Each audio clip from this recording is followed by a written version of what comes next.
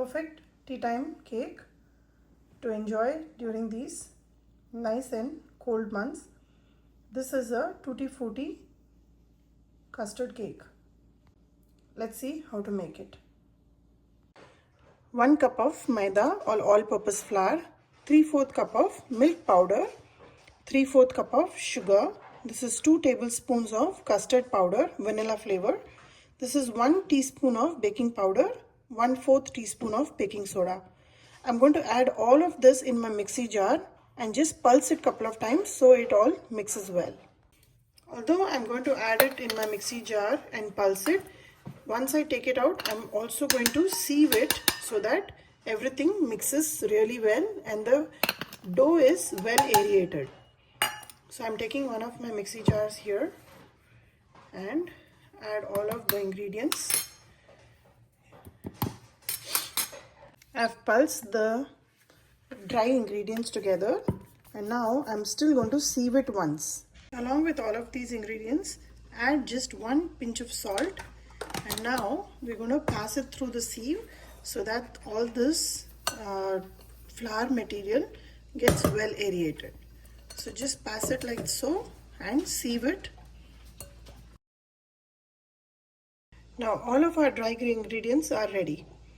Now before we proceed further, turn on the oven at 350 degrees and preheat it so that by the time we finish all the mixing of wet ingredients and everything, the oven will be ready and we'll put it all inside the oven. One of the cups, take about 1/4 cup of Tutti Fruti or any dry fruit that you like.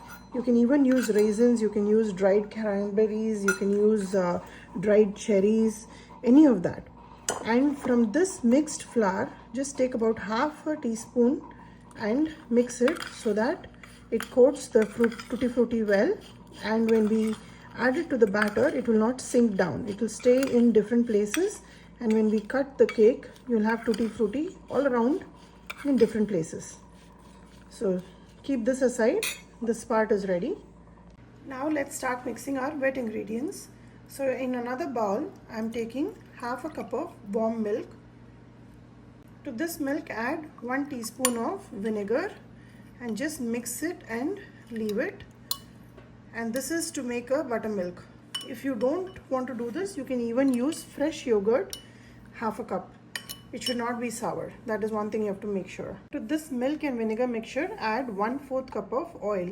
Now I'm using sunflower oil, which is what I'm using for cooking these days.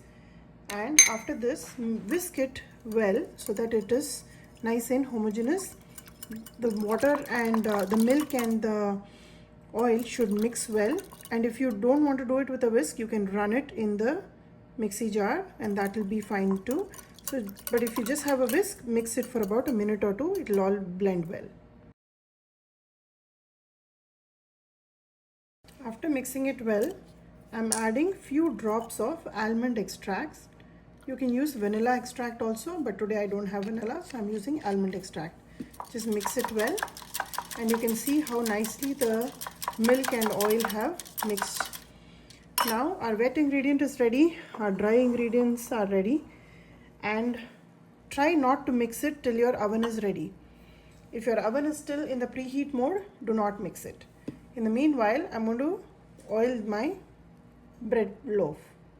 Today I'm using a bread loaf pan, and I'm using this primarily because it's easy for me to cut it nicely and serve it. Being Valentine's, you can make it into a heart shape or a square shape or however you want, but I'm using this so it's easy to cut and serve. Grease it well and keep it ready. Additionally, I have warmed up around 1/2 cup of milk and kept it ready just in case if this liquid is not enough for our cake batter. So just mix it once, and I'm going to add all the liquid that we have mixed into the dry flour.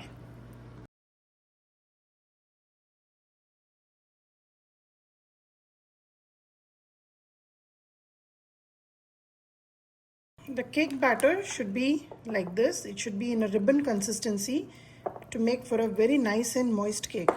I ended up using the 1/2 cup of extra milk that I warmed up in making this cake batter. Now add the Tutti Frutti and slowly cut and fold the Tutti Frutti into the batter so it doesn't sink down, and never over mix the batter.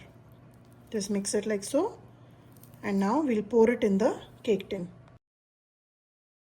Pat the cake tin couple of times so there are not extra big air bubbles in there. Along with that, just take some of the Tutti Frutti, just maybe a handful, and put it on top for decoration.